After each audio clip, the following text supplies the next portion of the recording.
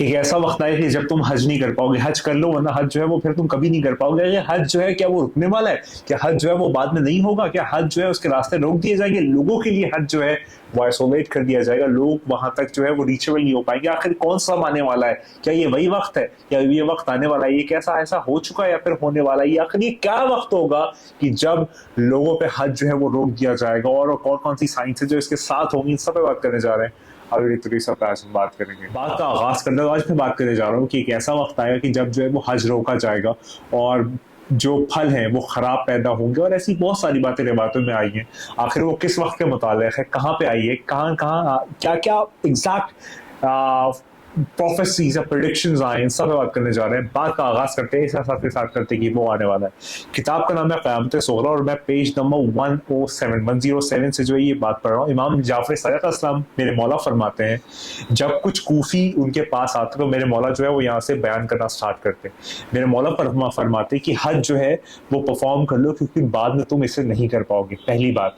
मौला आगे कहते हैं कि अपनी जो ड्यूटी है हज की वो बजा लाओ, क्योंकि बरजानिया जो है वो तुम्हें बाद में रोक देगा। अब यहाँ बरजानिया क्या बरतानिया का लफ्ज आज के जमाने में हम लोग बरतानिया ब्रिटिशर्स या फिर वेस्टर्न कंट्रीज को कहते हैं, तो क्या आया ये उसकी तरफ मौला इशारा कर रहे हैं? ये मौला बेहतर जान रहे। लेकिन यहाँ पर बरजानिया का लफ्ज आया कि बरजानिया तुम्हें हज करने से रोकेंगे, तो फिर मौला उस वक्त के जमाने के लोगों के लिए कह रहे हैं कि ज्यादा से ज्यादा जो हज है वो बजा लाओ, वरना बाद में तुम बजा नहीं लाओगे, यानी कि तुम परफॉर्म नहीं कर पाओगे। तो अभी इसको परफॉर्म कर लो, मेरे मौला यहाँ पर ये फरमाते हैं। उसके बाद मेरा मौला फरमाते हैं इससे पहले कर लो कि जब नहरवान और नाकिलस्तान के दरमियान जो मस्जिदें हैं उसको तबाह या शहीद कर दिया जाए।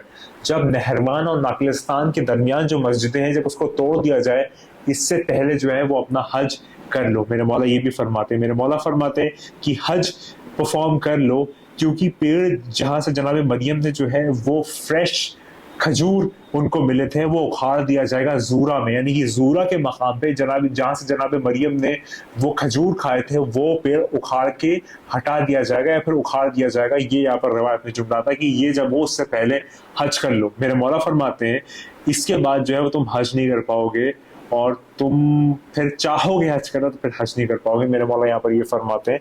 तो ये आपकी खिदमत में ये पहला हिस्सा रिवायत को मैंने पेश किया। अगर मैं आगे बात करूँ तो मेरे मौला फरमाते हैं कि ये तब होगा कि जब जो फल है वो खराब पैदा होंगे, यानी कि जो फल की पैदावार है वो खराब होने लगेगी और हर तरफ जो है वो परेशानियां आ टूटेगी, यानी कि हर तरफ जो परेशानी है वो आ गिरेगी। दुनिया जो है वो बहुत ज्यादा इन्फ्लेशन, सीवियर इन्फ्लेशन जो है वो एक्सपीरियंस करेगी, यानी कि इतने ज्यादा दाम सब्जियों के, खानों के, हर चीज के बढ़ जाएगी कि दुनिया जो है वहां पर एक महंगाई का समा ही अलग आ जाएगा। और जो जितने भी रूलर्स हैं या फिर जितने भी हुक्मरान हैं वो बहुत ज्यादा खराब हो जाएंगे। और ये तब होगा कि जब लोग जो है उनको मुश्किलें आ लिपटेंगी, यानी कि मुश्किलें इतनी ज्यादा होंगी कि लोग उसमें परेशान होने लगेंगे और फेमाइन बहुत फैल जाएगा। बीमारियां जो है वो बहुत ज्यादा अक्सरियत के साथ फैलने लगेंगी और पूरी दुनिया में जो लोग हैं वो तितर बितर हो जाएंगे, यानी कि सेगमेंट्स और फ्रैगमेंट्स में बढ़ जाएंगे। और मौला आगे फरमाता है कि ए इराक के लोगों, क्योंकि वो वहां कूफी आके बैठे थे, तो मौला फरमाता है ए इराक के लोगों, मैं बुरा फील करता हूँ उस वक्त के लिए कि जब बैनर्स खुरासान से जो है तुम्हारे पास आएंगे, यानी कि जब खुरासान से स्याह झंडे तुम्हारी तरफ चल के आएंगे तो उसके लिए जो है मैं बुरा फील करता हूँ। यहाँ पर स्याह का लफ्ज नहीं है लेकिन बैनर्स का लफ्ज है, यानी कि जब झंडे खुरासान से चल के तुम्हारी जानिब आएंगे, यानी कि इराक की सरजमीन पे आएंगे, तो उस वक्त के लिए मैं तुम्हारे लिए बुरा फील करता हूँ, यानी कि कुछ बुरा होगा इराकियों के साथ। यहाँ पर ये जुमला आता है।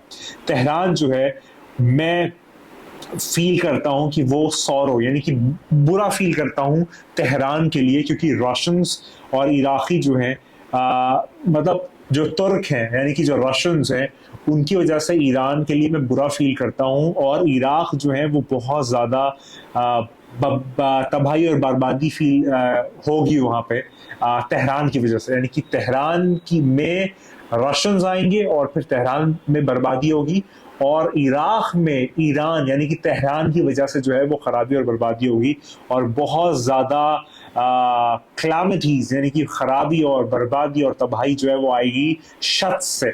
अब यहाँ मौला ने कहा शत से जो है वो बहुत तबाही और बर्बादी आएगी, ये आगे मौला जुमला ऐड करते हैं। फिर लोग पूछते हैं कि मौला ये शत क्या है, ये शत क्या चीज़ है? अब शत जाहिर सी बात है ना कि शत से खराबी आएगी, लेकिन आखिर ये शत है कौन? तो मेरे मौला फरमाते हैं कि शत जो है वो एक कम्युनिटी का नाम है, एक ग्रुप का नाम है, कि जिनके कान जो है वो छोटे होंगे और बहुत वो बड़े, उनकी बिल्ड क्वालिटी बड़ी अच्छी होगी, बड़े अच्छे बिल्ड होंगे लोहे की तरह, और उनकी आंखें जो हैं वो होंगी, मतलब आंखें होंगी, उनकी आंखों के बारे में तस्करा आता है, और उनकी दाढ़ी होगी फैली हुई, और ये जो है वो शैतानी लोग होंगे, यानी कि उनकी जो बोलचाल या बातें हो वो शैतानी होंगी, और खुदा की पनाह उन जैसे कमजोर लोगों से। और खुदा जो है वो फिर मदद करेगा रिलीजन की, यानी कि मजहब की, और उसको बरतर दिखाएगा, उसको जो है वो विक्टोरियस बना देगा। किसके जरिए? साहिब ज़मान इमाम ज़मान इमाम मेहदी इस्लाम के जरिए, कि मौला जो है वो इन खराब लोगों का खात्मा जो है वो करेंगे, और ये सारी चीज़ें होंगी। आगे रवायत तो जुमला कुछ और आता है कि अरब जो है वहाँ पे टर्मोइल और बहुत ख़राबी और बर्बादी आएगी, और इसके ज़रिए आगे जो है वो इराक़ और ईरान की तरफ भी चीज़ें जाती हैं, और रशियंस जो है वो खुरासान के ज़रिए पास करेंगे, यानी कि खुरासान से गुजरते हुए जो है वो तेहरान में जाएंगे, और फिर तेहरान में बर्बादी करेंगे, और फिर इराक़ को भी बर्बाद करेंगे। और आज के ज़माने में आप देख सकते हैं हुक्मरान जो है वो ज़्यादातर जगहों के जो है वो ख़राब है, और दुनिया में महंगाई जो है वो बढ़ती जा रही है। और जिस शत जो जुमला है शत के लोगों का, तो वहाँ पर जो रिसर्चर्स या फिर जो भी एंड टाइम्स पे रिसर्च करते हैं वो ये कहते हैं कि यहाँ पर चाइनीज आर्मी की एंट्री की तस्करा है पर्शियन गल्फ में इराक से होते हुए, कि जब चाइनीज आएंगे, कहीं कहीं पे चाइनीज को बनी किंतूरा से भी जो है वो मुखातब किया गया है, ये भी जुमला आता है। और यहाँ पर जो हज पे एक रिस्ट्रिक्शन लगाया जाएगा, जिससे मैंने बात का आगाज किया था, तो यहाँ पर बरजानिया या बरतानिया का जुमला आता है, तो यहाँ पर ब्रिटेन मुराद, यूके या ब्रिटिशर्स मुराद हो सकते हैं कहीं पे कुछ रिवायतों के जरिए, कि वहां पे जो है वो मक्का पे हज पे जाने से रोक लगा दे, तो यहाँ पर ये जुमला भी आ सकता है। अगली अगली बात जो है वो एस्ट्रोलॉजर्स क्या कहते हैं साहिब ज़मान इमाम मेहदी इस्लाम के मुताबिक, उस पर बात करेंगे, उस पर नेक्स्ट वीडियो में बात करेंगे।